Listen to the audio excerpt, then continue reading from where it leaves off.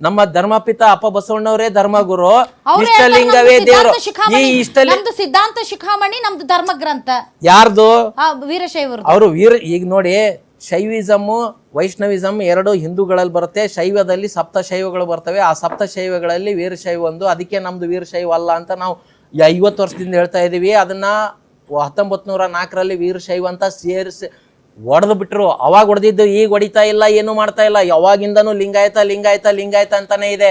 ನಮ್ದು ಸ್ವತಂತ್ರ. ಹಾಗಾದ್ರೆ ಈಗ ಲಿಂಗಾಯತ ವೀರಶೈವರು ನೀವು ಅಷ್ಟವರ್ಣ ಮಾಡಲ್ವಾ? ಅಷ್ಟಾವರಣಗಳು ಅಂದ್ರೆ ಇಷ್ಟಲಿಂಗ ಪೂಜೆ ಮಾಡೋರು. ಕಾನ್ಸ್ಟಿಟ್ಯೂಷನ್ ಪ್ರಕಾರ ಅಪ್ಪ ಬಸವಣ್ಣವರು ಯಾವ ದೇಗುಲಗಳನ್ನ ಧಿಕ್ಕರಿಸಿದವರು, ವರ್ಣಾಶ್ರಮ ವ್ಯವಸ್ಥೆಯನ್ನ ಧಿಕ್ಕರಿಸಿದವರು.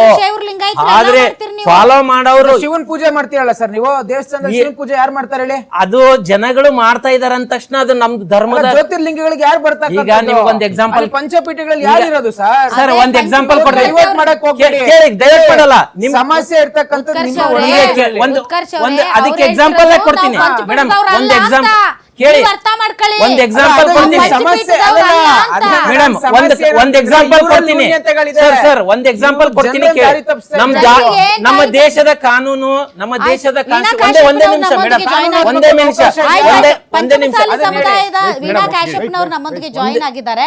ನಮಗೆ ಪಿಂಚಮಸಾಲಿ ಅವರಿಗೆ ಮೀಸಲಾತಿಗೋಸ್ಕರ ಅವರು ಪಾದಯಾತ್ರೆ ಮಾಡ್ಕೊಂಡ್ ಬಂದಿದ್ರು ಅವ್ರ ಯಜಮಾನ್ರ ಜೊತೆ, ಕಾಶ್ಯಪ್ನವ್ರ ಜೊತೆಗೆ. ಪಾಪ ಇವ್ರದೇ ಅತಿ ಹೆಚ್ಚು ಕೊಡುಗೆ ಪಾಪ ವೀಣಾ ಕಾಶ್ಯಪ್ನವ್ರದೇ ಇದೆ. ವೀಣಾ ಕಾಶ್ಯಪ್ನವ್ರು ನಮ್ಮೊಂದಿಗೆ ಜಾಯ್ನ್ ಆಗಿದ್ದಾರೆ. ಮೇಡಮ್ ನಮಸ್ಕಾರ ರೀ. ನಮಸ್ತೆ. ನಮಸ್ತೆ ಮೇಡಮ್. ಈಗ ಪಂಚಮಸಾಲಿಗಳಲ್ಲಿ ಭಾಳಷ್ಟು ಒಡಕಿದೆ ರೀ ಮೇಡಮ್.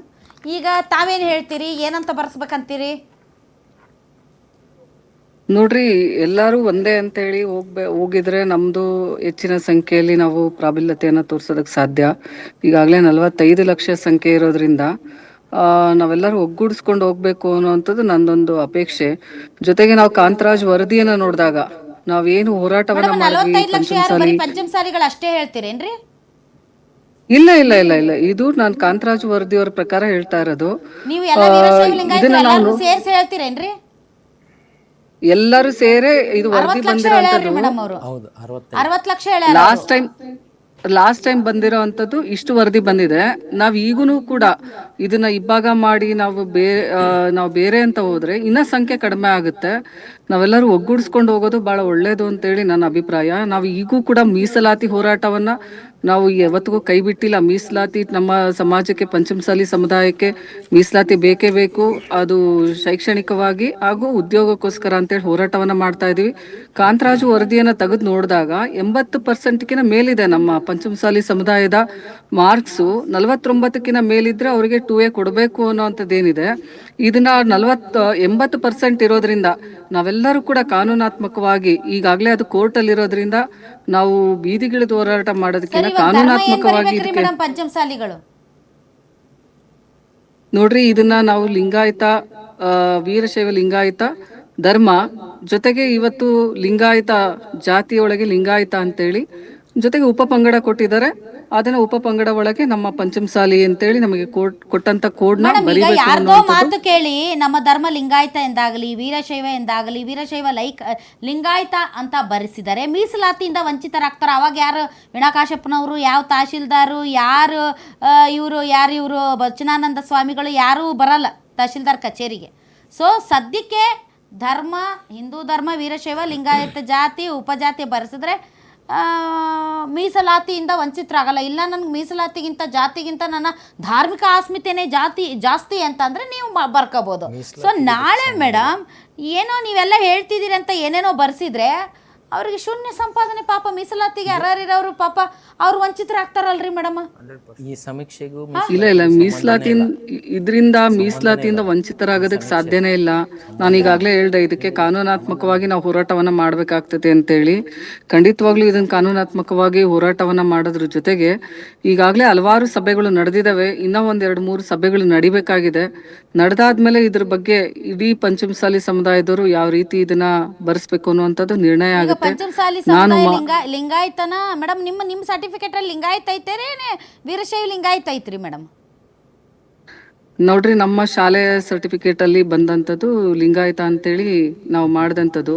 ಇಂದಿನ ನಮ್ಮ ಶಾಲೆ ಸರ್ಟಿಫಿಕೇಟ್ ಎಲ್ಲ ತೆಗೆದು ನೋಡಿದಾಗ, ಆದ್ರೆ ಇವಾಗ ಎಲ್ಲರೂ ಒಗ್ಗಟ್ಟಾಗೋದ್ರೆ ಅವ್ರದ್ದು ಏನೈತ್ರಿ ಮೇಡಮ್? ಅವ್ರದ್ದು ಲಿಂಗಾಯತನೇ, ಎಲ್ಲರದ್ದು ಲಿಂಗ. ನೋಡ್ರಿ, ಎಲ್ಲಾರ್ದು ನಿಲುವು ಈಗಾಗಲೇ ನಾವು ಹಲವಾರು ಬಾರಿ ಚರ್ಚೆ ಮಾಡ್ಬೇಕಾಗಿದೆ. ಇನ್ನ ಹಲವಾರು ಸಭೆಗಳಾಗಬೇಕಾಗಿದೆ. 22ರಿಂದ ಶುರು ಆಗೋದ್ರಿಂದ ಎಲ್ಲರೂ ಕುತ್ಕೊಂಡು ಇದಕ್ಕೊಂದು ಚರ್ಚೆ ಮಾಡಿ ಅಂತಿಮವಾಗಿ ತೀರ್ಮಾನವನ್ನ ತಗೋಬೇಕಾಗಿದೆ. ಈಗ ನಾನು ಮಹಾಸಭಾ ಅವ್ರಿಗೆ ಲಿಂಗಾಯತ ಅಂತ ಹೇಳ್ಕೊಳಕ ಅವ್ರಿಗೆ ಅಡ್ಡಿ ಬರ್ತಿರೋದೇನ್ರಿ ಮೇಡಮ್? ಯಾಕಂದ್ರೆ ಅವ್ರ ಸರ್ಟಿಫಿಕೇಟ್ ಅಲ್ಲೂ ಲಿಂಗಾಯತ ಅಂತಾನೆ ಐತ್ರಿ ಮೇಡಮ್. ಈಗ ರಂಭಾಪುರಿ ಶ್ರೀಗಳದ್ದು ಲಿಂಗಾಯತ ಐತಂತಾನೆ ಈಗಾಗಲೇ ದಾಖಲೆಗಳೆಲ್ಲ ಜಾಮದಾರ್ ಅವ್ರು ಬಿಡುಗಡೆ ಮಾಡಿದ್ದಾರೆ. ಸೊ ಎಲ್ಲರೂ ಲಿಂಗಾಯತರು ಅಂತ ಹೇಳ್ಕೊಳಕ್ಕೆ ಅವ್ರಿಗೆ ಅಡ್ಡಿ ಆತಂಕ ಏನ್ರಿ ಮೇಡಮ್? ಲಿಂಗಾಯತರು ಅಂತ ಹೇಳ್ಕೊಳಕ ಈಗಾಗಲೇ ಹಲವಾರು ಅವರು ಸಭೆಗಳು ನಡೆದಿದೆ. ನಾಳೆ ಹುಬ್ಳಿಯಲ್ಲಿ ಐಕ್ಯತಾ ಸಮಾವೇಶ ನಡೀತಾ ಇದೆ. ಅವರು ಕೂಡ ಬಸವಣ್ಣವರ ತತ್ವಗಳನ್ನ ಒಪ್ಕೊಂಡಿದ್ದಾರೆ. ನಾವು ಕೂಡ ವೀರಕ್ತರ ಜೊತೆ ಕೈ ಜೋಡಿಸ್ತೀವಿ ಅಂತ ಹೇಳಿದಾಗ ನಿಧಾನಕ್ಕೆ ಒಂದೇ ಸರಿಗೆ ಎಲ್ಲದನ್ನು ದಾರಿಗೆ ತರೋದಕ್ಕಾಗಲ್ಲ. ಅವರು ಕೂಡ ಈಗಾಗಲೇ ಎಲ್ಲವನ್ನು ಒಪ್ಕೊಂಡಿರೋದ್ರಿಂದ ಮುಂದಿನ ಒಂದ್ 2-3 ಸಭೆಗಳ ನಂತರ ಮತ್ತೆ ನಾವು ಅದ್ರ ಬಗ್ಗೆ ಚರ್ಚೆ ಮಾಡ್ಬೋದು ಅಂತ ಹೇಳೋದಕ್ ಬಯಸ್ತೀನಿ.